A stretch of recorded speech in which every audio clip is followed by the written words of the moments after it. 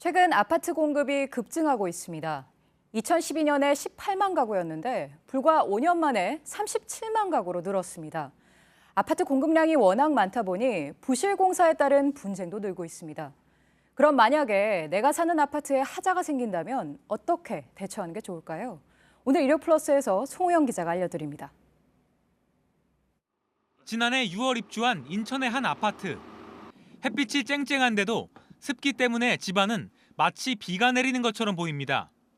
방 안엔 곰팡이가 피어 있을 정도입니다. 입주한 지 9개월 된 새 아파트에 이렇게 원일 모를 물방울들이 고여 있습니다. 도어락이 한 달마다 고장날 정도로 피해가 심각한데 시공사는 하자가 아니란 말만 되풀이하고 있습니다. 하지만 주민들은 하루 종일 제습기를 돌려도 소용이 없다고 합니다. 집안의 습도가 높기 때문에 일어나는 현상이기 때문에 저희 탓이 아니고 입주민들께서 관리를 제대로 해주세요. 이런 식으로 얘기를 하시더라고요. 새 아파트인데 물이 새거나 페인트가 벗겨져 주민들이 입주를 거부하는 경우도 적지 않습니다. 시공사가 하자를 인정하지 않으면 국토부 하자심사 분쟁 조정위원회에 신고하는 것도 방법입니다.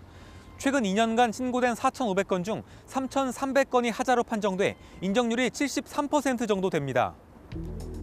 위원회가 검증을 거쳐 하자로 판단하면 건설사는 2달 안에 보수를 해주든지 한 건당 1,000만 원의 과태료를 내야 합니다. 인터넷이나 우편으로 하자 신고를 접수하면 되는데 하자 부분을 촬영해 증거를 확보하는 것이 좋습니다.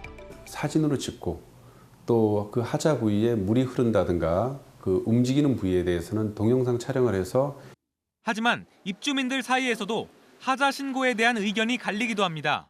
집값 떨어지는 게 무서워서 아직 하자 신청을 제대로 하지 않으시고 계시죠. 주민들과 시공사의 입장 차이가 좁혀지지 않을 경우엔 법적 분쟁으로 가게 됩니다. 법원이 자체 가지고 있는 풀에서 감정인을 선정하게 되고요. 그게 하자가 맞다고 하면 그 하자를 보수하는데 얼마의 비용이 드는지에 대한 보고서를 법원에 제출하게 되죠.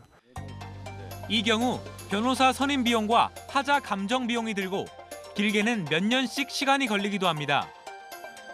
하자 분쟁 문제를 근본적으로 해결하려면 짓지도 않은 집의 모델하우스만 보고 수억 원짜리 집을 구입하는 선분양제가 없어져야 한다는 지적도 나옵니다. 이미 판매가 끝났기 때문에 건설사가 짓는 과정을 소홀히 하기 쉽다는 겁니다. 국회엔 집을 80% 이상 지어야 분양할 수 있는 후분양제 주택법 개정안도 제출된 상태입니다.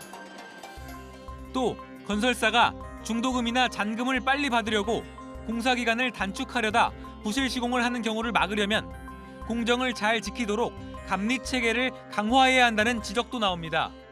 JTBC 송우영입니다.